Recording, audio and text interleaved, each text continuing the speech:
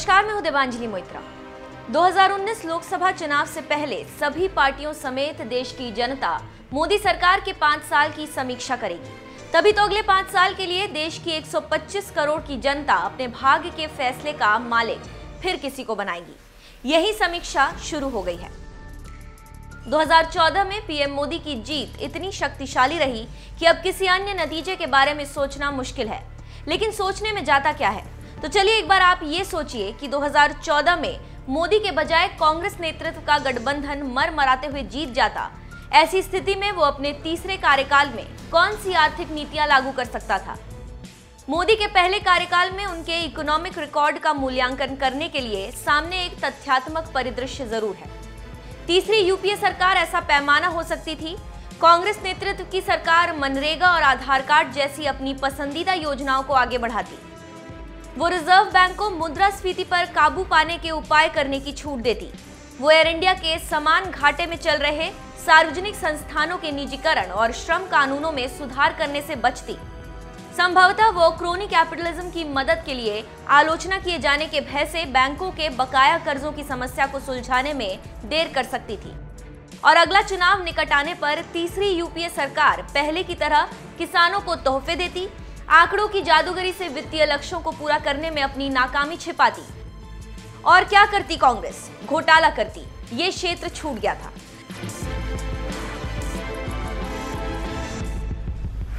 साहसिक वादों के बावजूद अर्थव्यवस्था के मामले में मोदी का पहला कार्यकाल ऊपर बताया गया। प्रधानमंत्री मोदी के चुनाव जीतने के बाद जैसा हुआ है, संभवतः बहुत कुछ वैसा ही उनके हारने के बाद हो सकता था।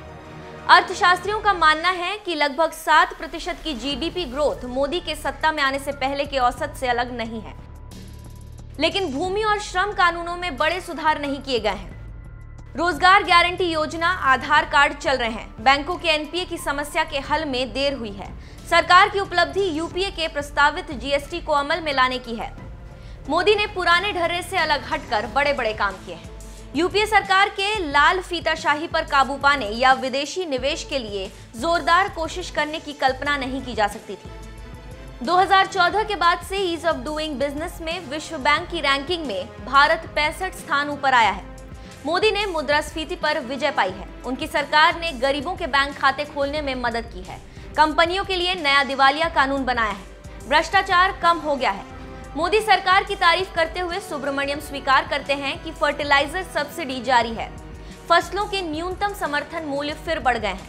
नए दिवालिया कानून के तहत बकाया मामलों के निपटने में लगभग 6 साल का समय लगेगा। ई कॉमर्स नियमों में प्रस्तावित परिवर्तनों से अमेज़न और वॉलमार्ट जैसी विदेशी कंपनियों को हिचक हो सकती है। मोदी सरकार ने ऐतिहासिक निर्णय लिया, एक देश एक कानून, जो कमियों से थोड़ा लेट और स्लो चल रहा। लेकिन ये बात कही जा सकती है कि मोदी सरकार ने जीएसटी लागू करके ऐतिहासिक काम किया। मोदी सरकार की वजह से आज देश विकास के पथ पर है और आगे बढ़ रहा है। मोदी सरकार ने भ्रष्टाचार पर लगाम लगाई है और दुनिया भर में बिजनेस करने की समस्या को सॉल्व किया है। उन्होंने आगे भी जारी रखने की बात की है। देश में संचार व्यवस्था से लेकर रेल परिवहन और सड़क परिवहन में भी भारत रोज झंडे गाड़ रहा है। इसी का असर है कि भारतीय अर्थशास्त्री प्रधानमंत्री मोदी के काम करने और काम करवाने और विजन और बिजनेस बनाने के मामले में अपने पूर्ववर्ती सरकार को पीछे छोड़ते हुए एक नया मानक कायम किया है। और सरकार ने मिसाल भी कायम की है। पूरी दुनिया में भारत की एक तरह से धमक दिखाई दे रही है। हर शक्तिशाली देश भारत से दोस्ती करना चाहता है। लेकिन जो भी हो, भारत मोदी के हाथों में सुरक्षित और सही तरीके से आगे बढ़ रहा है। यही कारण है कि देश के सभी अर्थशास्त्री प्रधानमंत्री मोदी की तारीफ कर रहे हैं।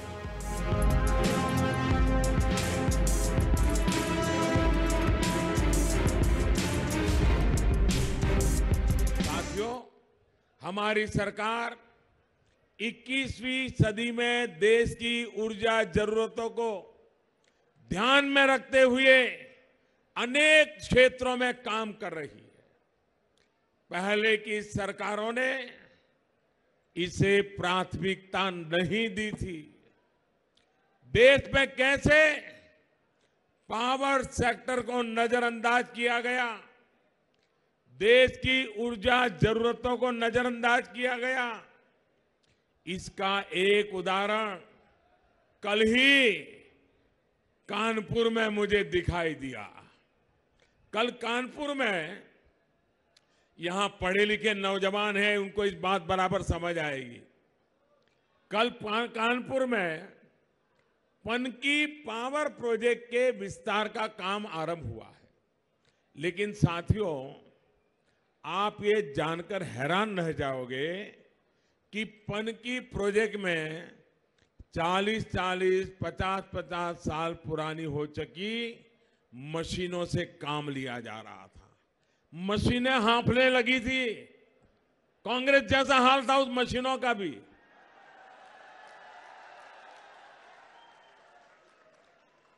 नतीजा ये था कि जो बिजली वहां बन भी रही थी, उसकी कीमत आ रही थी 10 रुपये प्रति यूनिट।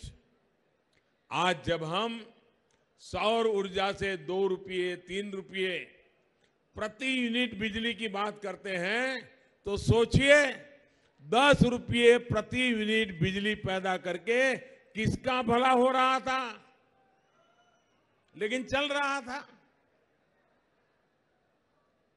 साथियों, पहले की सरकारों के इसी रवैये ने देश के पावर सेक्टर को खस्ता हाल कर दिया था। देश के लोग वो दिन नहीं भूल सकते जब टीवी चैनलों पर ब्रेकिंग न्यूज चला करती थी कि पावर प्लांट्स में 1-2 दिन का ही कोयला बचा है। पावर सेक्टर की अव्यवस्था का ये वो दौर था जब ग्रिड फेल हो जाया करते थे, राज्य के राज अंधेरे में डूब जाते थे, भारत को अंतर्राष्ट्रीय स्तर पर शर्मिंदगी महसूस करनी पड़ती थी। देश के पावर सेक्टर को सुधारने के लिए इसलिए हमारी सरकार ने नई अप्रोच के साथ, नई नीतियों के साथ काम किया। हमने 4 चीजों पर फोकस किया, 4 अलग अलग स्तरों पर काम किया।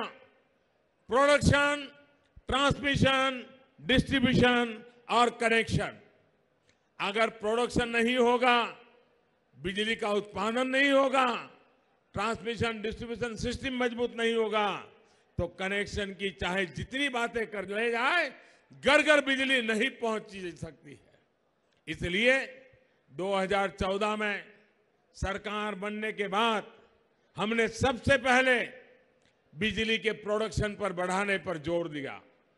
सौर ऊर्जा, पानी से बनने वाली ऊर्जा, कोयले से बनने वाली ऊर्जा और न्यूक्लियर पावर, सभी से उत्पादन बढ़ाने की दिशा में काम शुरू हुआ।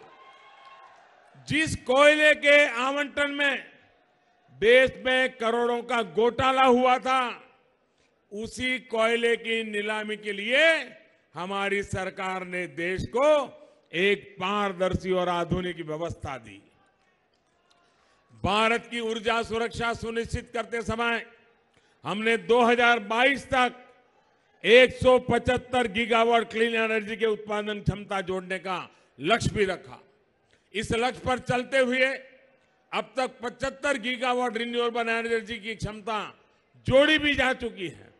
साथियों, सरकार ने बिजली ट्रांसमिशन के क्षेत्र में भी इन्वेस्टमेंट पर काफी बढ़ाया, जिसकी वजह से देश के ट्रांसमिशन नेटवर्क में बहुत तेजी से वृद्धि हुई है।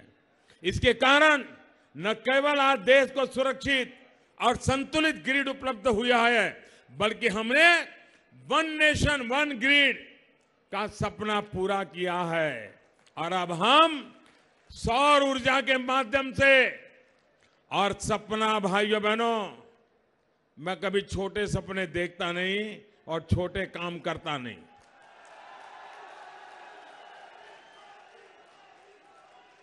हमारा सपना है वन वर्ल्ड, वन सन, वन ग्रिड, एक दुनिया, एक सूरज, एक व्यवस्था।